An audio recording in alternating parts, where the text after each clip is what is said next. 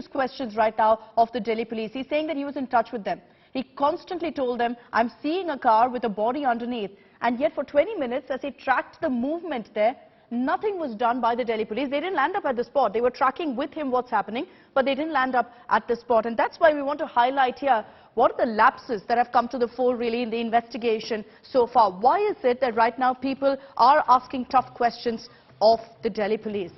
5 lapses that we've identified here on India Today on which answers must be sought. The first lapse is that an eyewitness has claimed that cops didn't respond to calls. You heard what Deepak has said. There's another eyewitness who said, I called the Delhi police several times. There was no response, despite this being New Year's Day, when you expect additional security on the ground. Lapse 2. The victim was dragged for nearly 15 kilometers without anyone noticing. We've been on the ground, we've been speaking to people. Just about 2 witnesses have come to the fore. Besides that, nobody knew. The Delhi police had no idea. Lapse number 3 is that the Delhi police didn't even understand the gravity of the crime involved, that only on 2nd Jan, that's today, the charge of culpable homicide has been attached against the accused. Lapse number 4 is that not a single petrol van was available for nearly 15 kilometers on New Year, on a day when you expect additional reinforcements, personnel on the ground. The last lapse that we'd like to highlight here on India Today is the contradictions in the police statement and the body locations. There's been a lot of back and forth on this. Police first said that 4 kilometers the body was dragged, then they said 12 to 13 kilometers. So obviously there are questions on this front as well.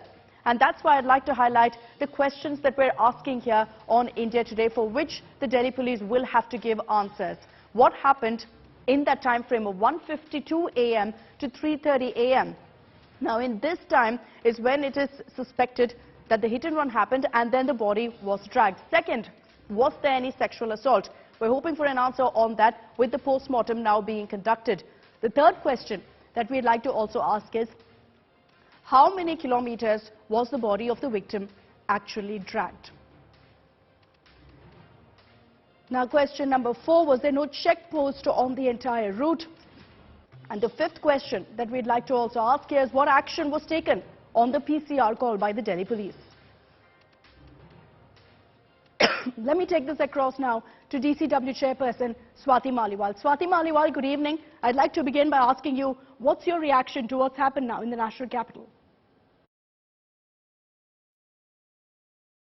I think the case is extremely shameful, it is horrific, and it is one of the rarest of the rare cases.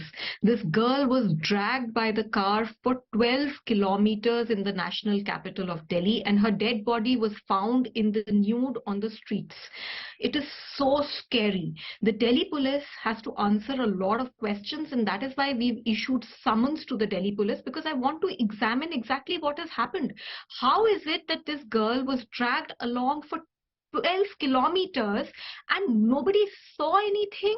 There was no PCR en route. There was no check post. What were the arrangements of the Delhi police on New Year's Eve for safety and security? How is it that these men who were completely drunk were roaming around the streets of Delhi at 20 kilometers per hour, taking U-turns after U-turns, and the Delhi police failed to notice anything amiss?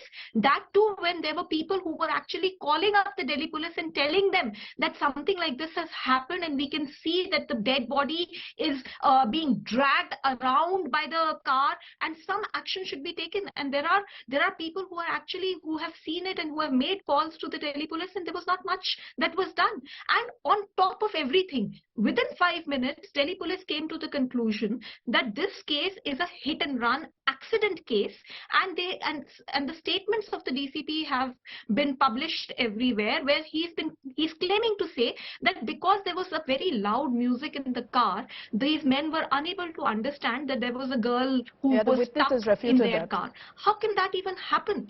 How is it that they ruled out the possibility whether that girl probably had been sexually harassed, maybe had even been raped? There was not even a post-mortem report by them. How can they completely write off that possibility? And I believe they have even intimidated journalists and said that, they should delete their tweets and they should stop saying, exploring the angle that probably the girl had been raped. How can the Delhi police get away with something like that? How can they be so sure? Probably this girl was driving all alone, and these men who were in a drunk state, they came, they tried to molest her, they tried to sexually harass her, and when she protested, maybe that is why in anger they did what they did. Because clearly this case is a case of murder, gruesome murder, and probably sexual harassment, and probably even rape. And the Delhi police's entire handling of the matter raises a lot of questions. As far as the sexual assault angle is concerned, the postmortem is underway, so hopefully we'll get answers on that. With what we have right now, Swati, one question that I'd like to ask you is, why is it that every single time it's a crime against a woman, the Delhi police fall short? Is it politics, or is it just a lack of sensitization? I think it's a mixture of both. I think it is very unfortunate that the Delhi police is presently not accountable to anyone. How can they get away with something like this? This is such a bizarre case where it is clearly they are at fault. Why is it that no one has been suspended till now? Why is it that no action has been taken against any police officer till now? So who is it that they are reporting to? Why no action is taken against the police when such cases come to the forefront? If action is taken against the police, probably that will incentivize them to function better. I have been repeatedly asking the central government to set up a high-level committee in the state of Delhi, which should be chaired by the Honorable Home Minister of the country, because the Delhi police reports to him. It should have the Honorable LG, the Honorable Chief Minister, and the Police Commissioner. And please call the Delhi Commission for Women Chairperson, that is me. Every day 500 women are approaching the Delhi Commission for Women. They are troubled, they are screaming in pain because of all the harassment that they've been subjected to. And we are screaming in pain, but unfortunately nobody is hearing it. So I think it is very important that Delhi police is made accountable and their resources are strengthened. And if a case like this comes up, somebody's head has to roll in the Delhi police. Otherwise, they're able to get away with such extremely severe crimes and their pathetic handling of it. But Swati, while you've raised all of these points of what needs to be done and the road ahead, I'll be honest, and I think this is a sentiment that most Delhiites will also echo, that everyone's fed up of all of this, tu meme when it comes to this issue, the AAP and the BJP blaming each other and nothing happening on the ground. What do we do to actually ensure change on the ground, irrespective of which party is in power? I think it's really unfortunate. I think these issues get politicized, and it is very, very, very unfortunate. And ultimately, I feel that if you look at the parliament, if you look at the state legislatures, women are making hardly 8%, 10%, 14% in the parliament. And I don't think we are still a vote bank. I think the day these kind of issues become important to political parties, I think change will come. And I think it's so unfortunate that 10 years back, we were talking about the same things. People were out on the streets. A similar horrific case has come up.